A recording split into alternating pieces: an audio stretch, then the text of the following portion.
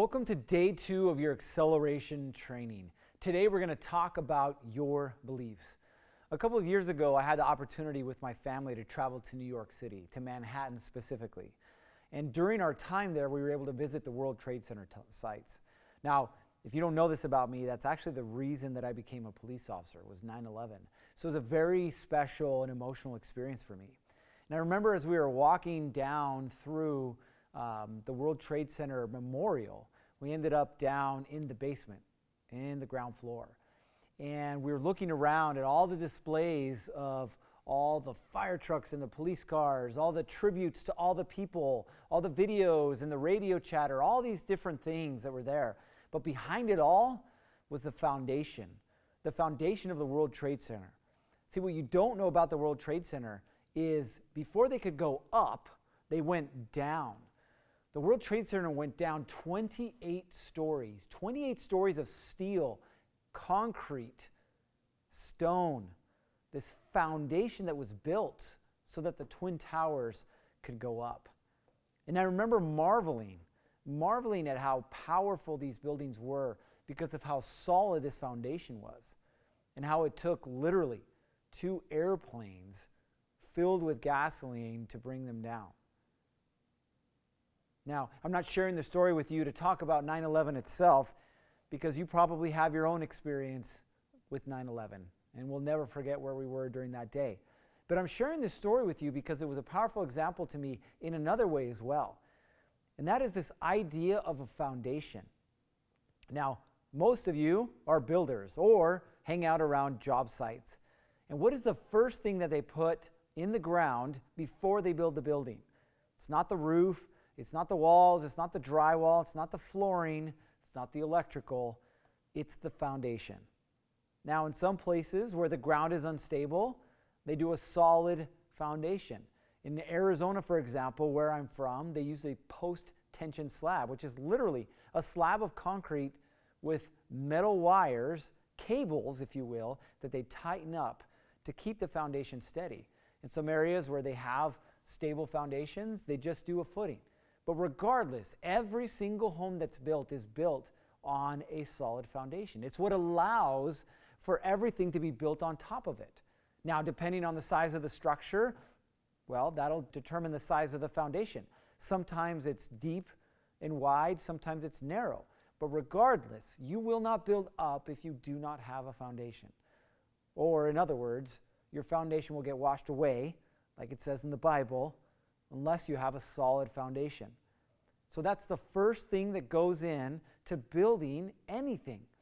And it's the same thing when it comes to building you, the individual. See, because you, the individual, were created the exact same way, with a solid foundation, or at least what you perceive to be a solid foundation. See, once concrete gets set, it's really hard to break it up. You need a very powerful tool to do it. To try and hit it with your fists or your feet or your hands, it's not going to do anything because it's been set over years and years and years. It's the same thing with you. So you have 2 portions of your foundation. The first one is your worldview. In other words, how was it that the environment around you influenced who it is that you are today? And that environment was different pieces, right? It was your family. It was your school and your friends. It was your religion, right? It was your studies as you were growing up, maybe even sports. And ultimately, this shaped your worldview of this is how the world is. And then became the self-view, right? The self-identification within that world. If you grew up poor, then you identified as a poor person. If you grew up with money, then you identified as a rich person. You identified as either being fat or skinny. You identified as either being Christian or Muslim. You identified as being full of life and energy or not, all because of the environment around you. My question to you is, what is your view of yourself? See, when I grew up, we grew up in a household where we never lacked, but we sure as hell weren't rich. See, I remember my mom still going to the food storage or the food pantry place and buying powdered milk and flour and oats, and we would make our own bread. And powdered milk does not taste good, by the way, if you've ever tried it. But we would make a lot of our own meals. I never bought lunch at school. It was a sack lunch. in a brown paper bag. So I had this perception of like I was poor, when the truth is that was just the circumstances that I grew up in, just like you.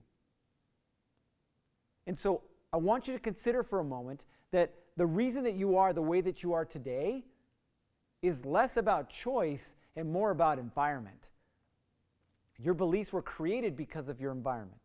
How you view other religions, how you view people with different skin colors or skin tones, how you view people who live in different parts of the world, or people with different economic backgrounds. But regardless, they were views that were instilled on you. So my question to you is, what's the difference between who it is that you perceive yourself to be and who is it that you want to be? Because they're two different things. And so today's assignment is another simple yet difficult one. On a piece of paper, I want you to split it in half. And on one half, I want you to write I am. And underneath, I want you to write all the labels that you've been given over the years. Christian, fat, poor, so on and so forth. Write them all down. And on the other side, I want you to write who it is that you desire to be. I want you to take a look at both of those lists after you're done. And then take a picture standing in front of the mirror so we can see your face and we can see what you wrote. Take a picture, post it in the group. That's it. You guys know what time it is. 3, 2, 1, off you go.